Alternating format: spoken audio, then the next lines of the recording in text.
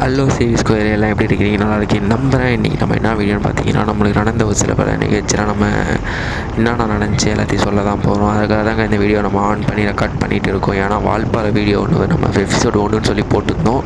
அந்த வீடியோ என்ன ஆச்சுன்னு பார்த்தீங்கன்னா, நம்ம எடிட் பண்ணியாச்சு. பட் ஆனால் மெமரி கார்டை மாற்றி சேஞ்ச் பண்ணி போட்டோன்னா ஃபார்மேட் கொடுத்து கொஞ்சம் வீடியோலாம் கொலாப்ஸ் ஆகி டெலீட் ஆகிடுச்சு. அதனால் நெக்ஸ்ட்டு நம்ம அந்த பிரச்சனையை வராமல் பார்த்துக்கலாம். அப்புறம் இன்னும் நிறையா பிரச்சனை வந்துச்சுங்க. என்னென்னு பார்த்தீங்கன்னா, மைக் அடாப்டர் போயிடுச்சு.